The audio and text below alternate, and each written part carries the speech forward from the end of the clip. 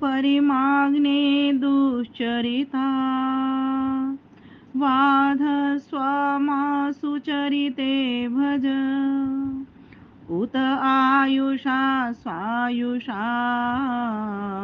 उदस्थाम् अमृताम् अनु उदस्थाम् अमृताम् अनु। ओ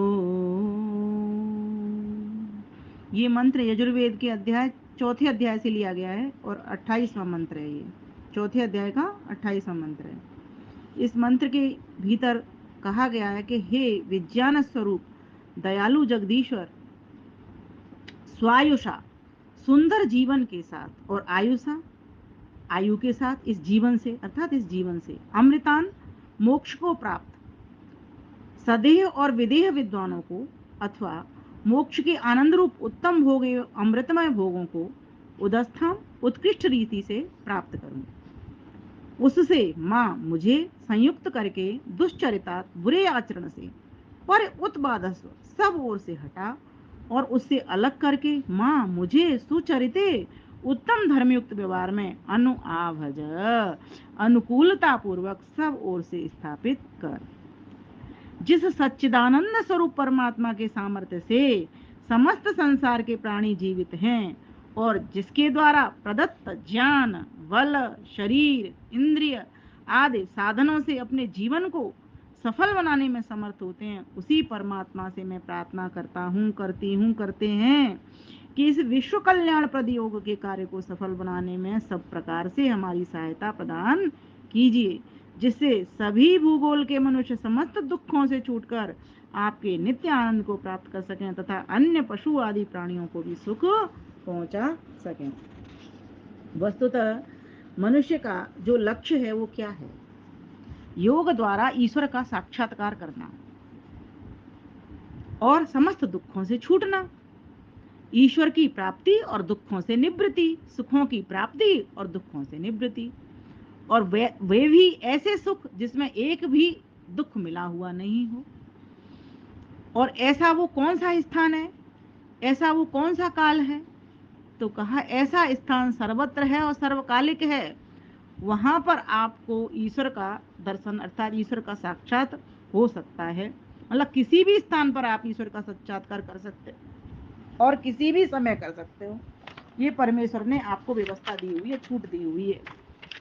इसीलिए मनुष्य का जो जन्म है वो तभी सार्थकता है उसकी, तभी उसकी साफल्यता है मनुष्य चोले में आने की, जबकि वो भोगों द्वारा योग की ओर बढ़े। इन भोगों को करते करते ही वो योग की स्थापना भी करे। चूंकि दोनों चीजें विपरीत हैं, विरोधी हैं, फिर भी जितनी आवश्यकता का भोग है उतना तो करना ही पड़ेगा, क्योंकि भोग भी कहीं न कहीं हमको योग की ओर बढ़ाता ही है। और कुछ भोग करने से ही, कुछ चीजों का, आवश्यक चीजों का भोग करने से हमारा शरीर भी चलता है, हमारा जीवन भी चलता है। लेकिन यहाँ पर जिस योग की मैं बात करने जा रही हूँ उस योग का अर्थ होता है समाधि, समाधान, प्राप्ति। योगश्चित्त वृत्ति निरोध। महर्षि पतंजलि कहते हैं चित्त की वृत्तियों को रोक देने का नाम योग है। तो आइए आज हम इसी विषय से आगे बढ़ेंगे। तो बहुत लोगों के मन में ये जिज्ञासा रहती है कि हमने पढ़ा था चित्त की 5 अवस्थाएं होती हैं, लेकिन वो कहीं ना कहीं हमारी समझ से बाहर हो रही हैं कि किस तरह से ये अवस्थाएं होती हैं, क्या काम होता है, और जब हम ध्यान करते हैं तो हमारा ध्यान ही नहीं लगता। तो इन अवस्थाओं को कैसे समझें, कैसे उन वृत्तियों पर और लगाम लगावें जो संसार की ओर दौड़ रही हैं, भाग रही हैं। क्योंकि संसार एक सड़क है जिसके ऊपर क्या होता है, ये विषय रूपी घोड़े दौड़ रहे हैं। कैसे दौड़ते हैं? रूप में, रस में, है ना, गंध में, स्पर्श में, शब्द में, इनके ऊपर दौड़ रहे हैं घोड़े, इंद्रियों के, किसके? आंख के, नाक के, है ना। तो ये जो विषय रूपी सड़क है, रूप रस गंध स्पर्श, जो संसार के अंतर्गत हैं, जिससे संसार का ज्ञान होता है, उनके ही ऊपर ये घोड़े दौड़ रहे हैं इंद्रियों के। आंख दौड़ रही है रूप देखने के लिए, नासिका दौड़ रही है गंध लेने के लिए, है ना, जिब्बा दौड़ रही है स्पर्श करने के लिए, कान दौड़ रहे हैं शब्दों को ग्रहण करने के लिए, जिब्बा दौड़ रही है रस लेने के लिए, है ना। तो इस प्रकार से ये दौड़ रहे हैं। अब हम चाह रहे हैं कि हम ईश्वर का साक्षात्कार करें, ईश्वर का दर्शन करें। तो ईश्वर का दर्शन करने के लिए आपको संसार में तो चलना होगा, क्योंकि संसार को समझे बिना संसार पति समझ में आने वाला नहीं है। संसार में तो रहना होगा, क्योंकि संसार में ही तो हम आए हैं मनुष्य की गाड़ी में। तो संसार में रहना होगा, मनुष्य की गाड़ी में रहना होगा, और मनुष्य की गाड़ी में ही रहते रहते, संसार में रहते रहते ही संसार से अलग भी रहना पड़ेगा हमको। रहते हुए भी अनुभूति में एक संसार पति को रखना होगा। तो जो वृत्तियां हमारी संसार की ओर दौड़ रही हैं, उनसे हम तभी पार पा सकते हैं जब हमको ये पता चल जाए कि कौन सी ऐसी हमारे भीतर इंद्रिय है जो दौड़ रही है, सरपट दौड़ रही है, और इन इंद्रियों को, बाकी की इंद्रियों को दौड़ा रही है। तो कहा इनके पीछे मन है, जिसको कि योग दर्शन ने चित्त कहा है। चित्त का क्या काम है? चित्त का काम है स्मृतियों को उठाना। मन का क्या काम है? संकल्प विकल्प करना। तो चित्त और मन दोनों एक ही हैं। जब काम अगर स्मृति उठाने का है तो उसको हम चित्त कह देते हैं, और जब संकल्प विकल्प करने का है तो हम उसको मन कह देते हैं। तो आइए आज मैं थोड़ा सा प्रकाश डालूंगी चित्त की 5 अवस्थाओं पर। देखिए, जैसा कि आपने खुद स्वयं ही, आप सामने बैठे हो, आपने खुद ही मुझसे कहा कि 5 अवस्थाएं होती हैं, और आपने नाम भी बता दिए। पहला क्या कहा बताइए? क्षिप्त, ठीक है। दूसरा मूढ़, ठीक है। तीसरा विक्षिप्त, ठीक है। चौथा हाँ एकाग्र और निरुद्ध। अब इसमें समस्या कहाँ है? कोई समस्या नहीं है, बस इतना ही तो हमको समझना है कि ये किस तरह से चित्त की अवस्था परिवर्तन होता है और इसमें क्यों होता है। देखो पहले तो इसको ही समझ लो, क्योंकि ये जो मन है ना, हमारा जो चित्त है, वो भी प्रकृति से ही तो बना है। जैसे और सारी वस्तुएं प्रकृति से बना है, ये पूरा शरीर प्रकृति से बना है, इंद्रियां प्रकृति से बनी है। तो सतोगुण रजोगुण तमोगुण होना जरूरी इनमें है ही, ये इन्हीं से ही बने हैं। तो मन के भीतर भी है ना, मन के भीतर भी तो सतोगुण रजोगुण तमोगुण है। तो जैसी हमारे संस्कार होते हैं, जैसा हमारा व्यवहार चलता है, वैसे ही हमारे चित्त कामों को करता रहता है, और चित्त में परिवर्तन होता रहता है। तो कभी सतोगुण होगा, कभी रजोगुण होगा, कभी तमोगुण होगा। अगर कोई व्यक्ति बहुत अधिक ज्ञानी है, वैराग्य वाला है, परिपक्व है अभ्यास में, तो ऐसे व्यक्ति का मन सतोगुणी अधिक होगा। और जो व्यक्ति चंचल वृत्ति वाला, वो रजोगुणी बन करके रहेगा। प्रत्येक कभी अच्छा करेगा, कभी बुरा करेगा, कभी कुछ करेगा, कभी कुछ करेगा, चंचल वृत्ति बना करके रखेगा। और जो तमोगुणी है, वो तो मूढ़ावस्था की तरह, मतलब निद्रा में जैसे व्यक्ति रहता है, ठीक इसी प्रकार से रहता है, आलसी बन करके रहेगा, और उसे कुछ अधिक ज्ञान नहीं होगा, थोड़ा सा ज्ञान में पड़ा रहेगा।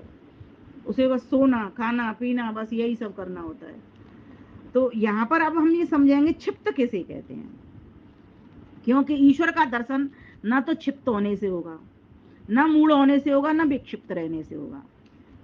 ईश्वर का दर्शन करने के लिए चित्त को एकाग्र अवस्था से ले जा करके, में ला करके निरुद्धावस्था की ओर बढ़ना होगा। तो साधक का क्या काम है? जब वो ईश्वर को दर्शन करने के लिए चला है, योग की स्थिति पाने के लिए चला है, तो उसको क्या करना होगा? योगाभ्यासी होना पड़ेगा।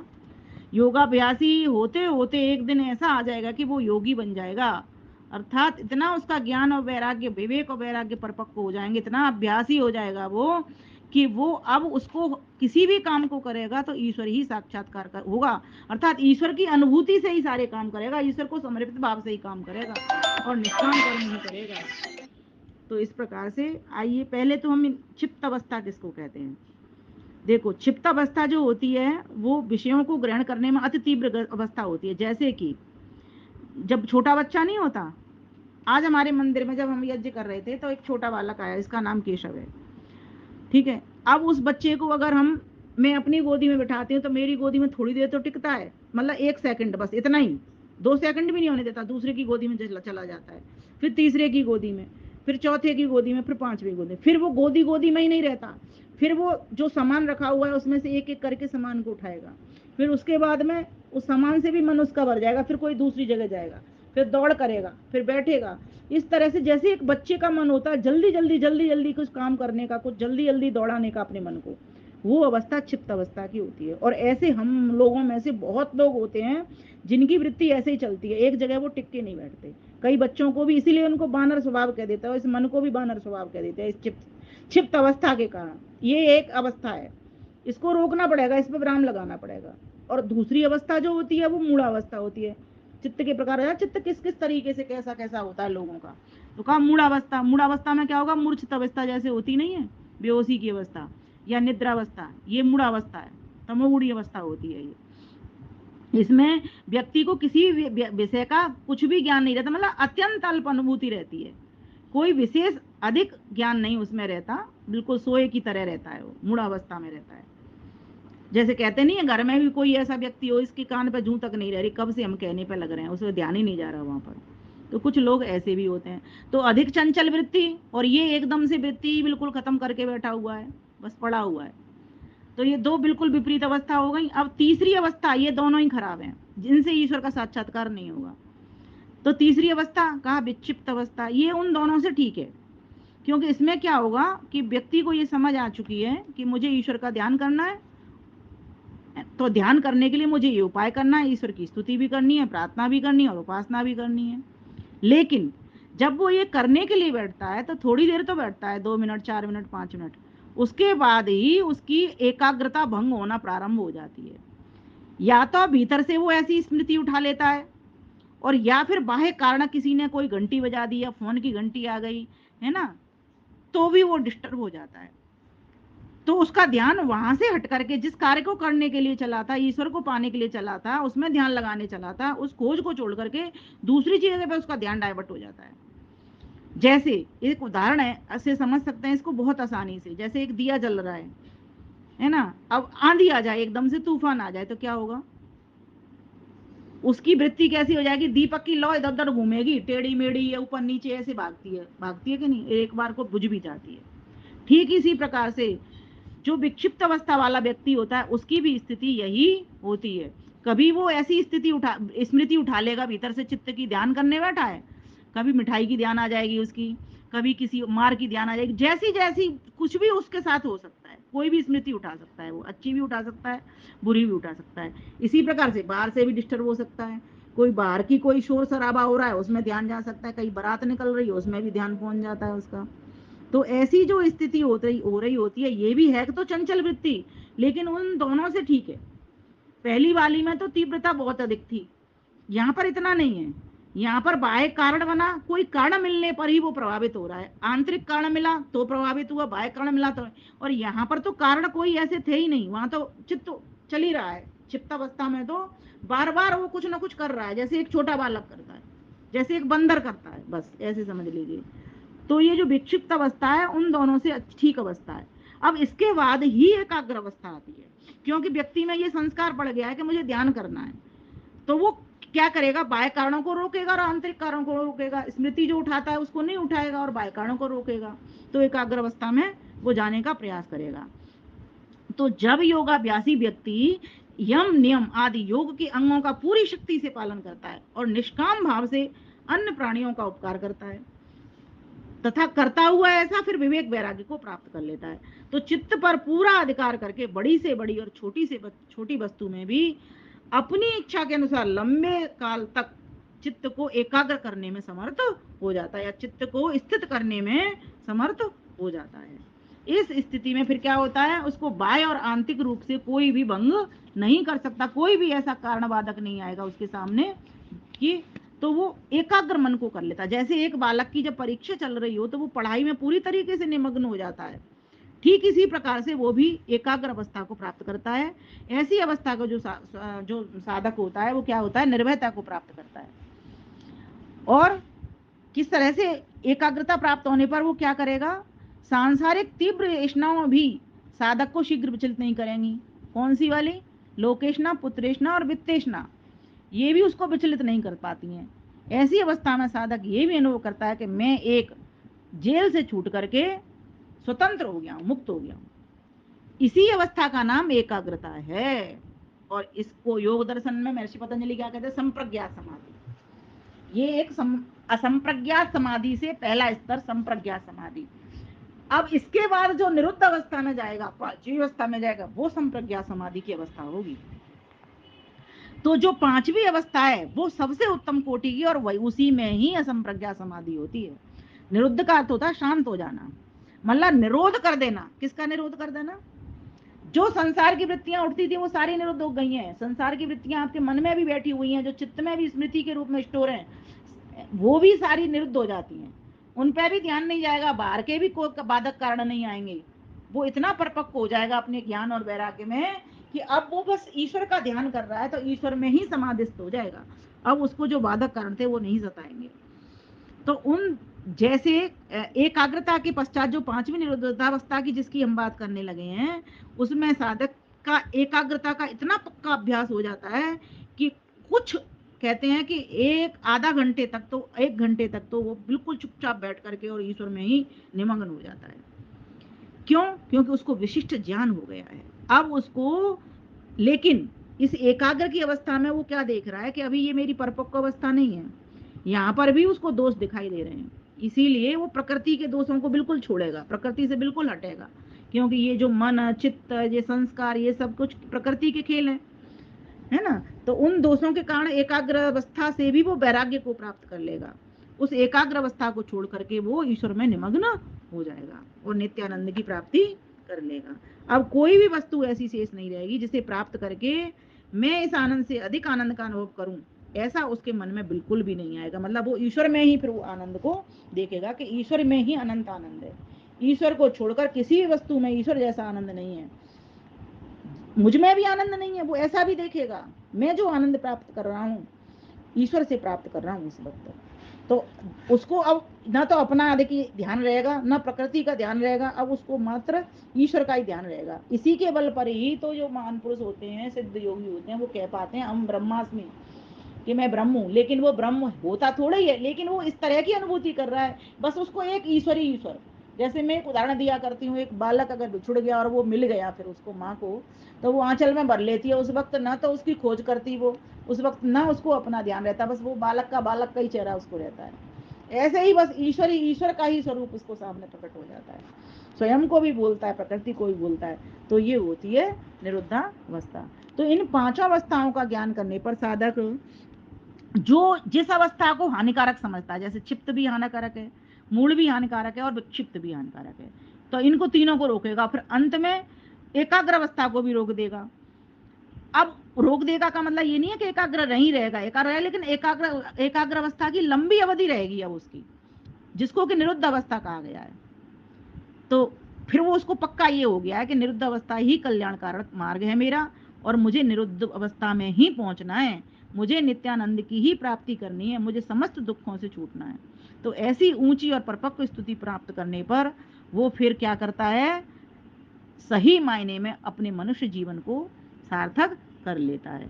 क्योंकि संसार में तो उसने देख लिया, जैसा कि महर्षि कपिल ने कहा था सांख्य दर्शन में, कुत्रापि कोपि सुखी ना, कोई मनुष्य पूरा सुखी नहीं है। तो अब उसको ये पूरा पक्का अभ्यास भी हो गया है, विवेक वैराग्य भी हो गया है, यम नियमों का पूरी तरीके से पालन भी कर रहा है ना। अब उसके भीतर से रजोगुण तमोगुण सतोगुण भी हट गया है, क्योंकि सतोगुण से भी अभी संसार में ही घूम रहा है, सुख पाने की इच्छा चल रही है, सुखी काम हो सब कुछ करते हुए वो ईश्वर को समर्पित हो जाता है, और ईश्वर का ही सारा कुछ खेल समझता हुआ, ईश्वर को समर्पित भाव से रहता हुआ, ईश्वर के ही आनंद को प्रति क्षण प्रति वस्तु में प्रति व्यक्ति में वो अनुभव करता रहता है। फिर ऐसा जो समाधि प्राप्त करने वाला व्यक्ति बार बार समाधि को प्राप्त करता है, समाधि में भी विघ्न आने पर फिर द्वारा वो अभ्यास करता है, और क्या कहा जाता है कि फिर ऐसा व्यक्ति ही महर्षि हो जाता है, ऋषि हो जाता है। तो ऐसा योगी शरीर को स्वस्थ रखते हुए, शरीर को सजग सहज और सरल इतना विनम्र कर लेता है, क्योंकि अब उसके मन में एक भी अहंकार की चोट नहीं आएगी, एक भी बाधक तो ऐसा नहीं आएगा कि जो कि उसको पतन कराएगा। तो हमको कौन सी अवस्था प्राप्त करनी है, हमको करनी है निरुद्ध अवस्था। उसके लिए हमको यम नियम पर चलना ही पड़ेगा, प्राणायाम ध्यान धारणा समाधि करने ही पड़ेंगे। तो हमको इन चित्त की वृत्तियों को समझना बहुत आवश्यक है, क्योंकि ये दो प्रकार से उठती हैं मन में, ये पांचों जो अवस्था बनती हैं, जिसमें से 3 अवस्था में कुछ क्लेशित होंगी, कुछ अक्लेशित होंगी, क्लिष्ट वृत्ति होंगी, कुछ अक्लिष्ट होंगी, कुछ सुख कराएंगी ज्ञान कराएंगी, कुछ दुख कराएंगी अज्ञान कराएंगी। तो हमको इन पर पूरी तरीके से हमें रोक लगानी पड़ेगी। जो अक्लिष्ट वृत्तियां हैं, जो सुख की ओर ले जाने वाली वृत्तियां हैं, उन्हीं को ही कायम रखते हुए हमें इस एकाग्र अवस्था से निरुद्धावस्था की ओर बढ़ना ही होगा। अभी हम सच बताऊं, क्षिप्त की अवस्था में है। जहां कहीं से हमको ऐसे लगता है कुछ हमारा स्वार्थ सिद्ध हो रहा है ना, वहीं दौड़ पड़ते हैं जल्दी जल्दी। कभी ये भी ले लूं, वो भी ले लूं, खिलौना, वैसे बच्चा खिलौना लेता रहता है, एक दे दो, एक नहीं, दूसरा, तीसरा, चौथा, पांचवा। अभी हमारी जो स्थिति बन रही है वो यह इस प्रकार की स्थिति बन रही है। तो जो व्यक्ति इन पांचों स्थितियों को समझ लेता है और उसके सामने उसका उद्देश्य, लक्ष्य सामने होता है कि मैं आया किस लिए हूँ। आए थे हरिभजन को, ओटन लगे कपास, क्या मैं हरिभजन कर पा रहा हूँ? और अगर मैं करता हूं तो कहाँ बाधना होती है मेरी, कहाँ बाधा आती है, कौन से वे बाधक तत्व हैं जो मुझे परेशान करते हैं। तो फिर अगली बार कभी चर्चा होगी इन बाधक तत्वों के ऊपर। पर कुछ बाधक तत्व जो अभी छोटे से रूप में बताए कि कुछ अपने ही अंदर संस्कार रूप में पड़े रहते हैं, जो ध्यान के समय पर आते हैं, और कुछ बाह्य कारणों से भी प्रभावित व्यक्ति होता है। तो हम बाह्य कारणों से कम प्रभावित हों। हम ये मान करके चलें कि संसार में कुछ भी हो सकता है, कोई हमसे दुखी भी हो सकता है, कोई हमसे सुखी भी हो सकता है। पूरी तरीके से हम किसी को सुखी करने के लिए यहाँ पर आए नहीं हैं। हम स्वयं सुखी होना सीख लें और अपनी ओर से किसी को भी दुख न पहुंचाने का कष्ट करें, मतलब दुख न पहुंचावें। तो मेरा ऐसा मानना है कि हम सभी का जीवन सफल अवश्य होगा। इन्हीं शब्दों के साथ अपनी वाणी को विराम देती हूँ और आप सभी के लिए इस योग की बात को समझने के लिए शुभकामनाएं प्रेषित करती हूँ और ईश्वर की ओर बढ़ने के लिए बधाई भी देती हूँ। हम सभी इस मनुष्य जीवन में आए हैं तो सर्वप्रथम याज्ञिक बने, योगिक योगाभ्यासी बने, वैदिक बने, तभी जा करके हम कह सकते हैं कि एकाग्र अवस्था को प्राप्त कर निरुद्धावस्था की ओर बढ़ने वाले होंगे। अन्यथा तो ये सब कहना बेमानी ही होगी। कोरे ज्ञान से कुछ होगा नहीं जब तक ज्ञान हमारे आचरण में आवेगा नहीं। आप सभी के लिए खूब खूब शुभकामनाएं, बधाई। सभी इसी प्रकार से योगाभ्यासी बनते हुए योगी बने, ज्ञानी बने, जिससे कि हम सभी का मानव जीवन का कल्याण हो सके। धन्यवाद, नमस्ते जी।